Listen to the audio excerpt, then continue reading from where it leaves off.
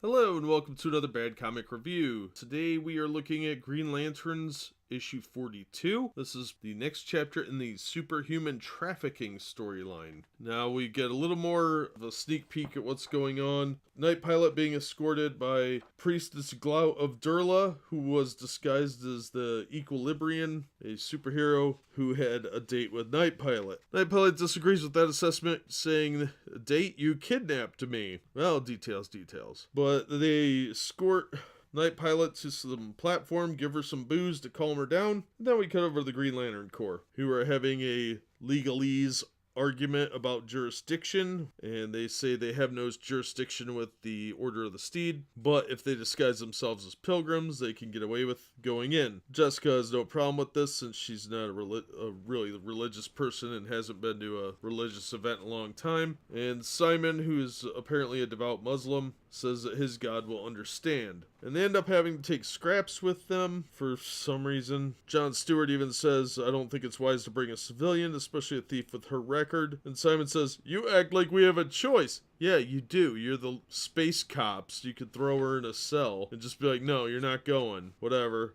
Anyway, so they go on this space cruiser with full of pilgrims, and there's a little bit of religion bashing here. And yeah, I don't know. It didn't really bother me, but I could see where some people would be kind of annoyed with it. And yeah, they call the church people hypocrites. And I get that they're couching this in Order of the Steed as hypocrites, but there's a certain undertone through the whole issue of an anti-religious, that all religious people are just blind following sheep. So anyway, they get to the destination where this guy's giving a speech welcoming everyone. The rings locate where the hostages are held. We get this 2-page spread of them going to rescue them, and then they just sort of rescue them. They don't really show it, which was disappointing because they could have stretched this out a little longer and showed them fighting their way through the catacombs or whatever to get to the prisoners. But instead, we just sort of flipped the page past an ad, and then boom, suddenly all the superheroes are free. So then with the superheroes freed, which, like I said, could have been better, Simon and Jessica confront the head priest and tell him he's under arrest, and he uses some sort of command to activate all the superheroes to attack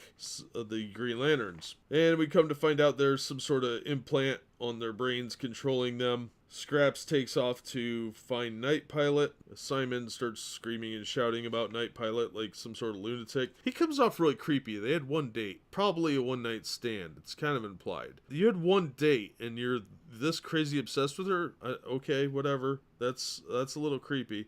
Simon's getting his butt kicked by some guy with a Shazam t-shirt. I don't know what's going on. The priestess, who was posing as the Equilibrian, tells Simon that Simon came off kind of desperate during the date and that obviously Night Pilot preferred him. Meanwhile, Scraps goes on a little bit of a killing spree trying to find Night Pilot, and she finds Night Pilot being brainwashed and says, "Are you going to shoot me?" And that's how the issue ends. Now, overall, I thought it was a pretty decent issue. It was okay. Kind of mediocre, actually. The art's good. I like the art. I didn't hate the issue. I didn't love it. I thought there was a lot of less than subtle anti-religious sentiment in here, so that could be offensive to a lot of people that are religious. But other than that, I think that's just Tim Seeley's SJW-ness creeping in, most likely. It was a little obvious. You gotta dress it up a little better than that. And I think it could have been an extra part, just them breaking the others out before, and have the issue end on the superheroes turning on them. But I thought V. Ken Marion did a great job with the pencils. It was overall a pretty well drawn issue. So pretty solid art, decent story, not spectacular. It needs a little tightening up, honestly. I think the writer's got potential. I don't know who Tim Seeley is. It was overall a mediocre story that could have been a really good story. Yeah, I would say this one's an okay read for $3. It wasn't spectacular. It's not even all that memorable, but I've definitely read worse. That'll do it for this one. As always, thank you so much for listening and supporting the channel, and we hope to see you on the next episode.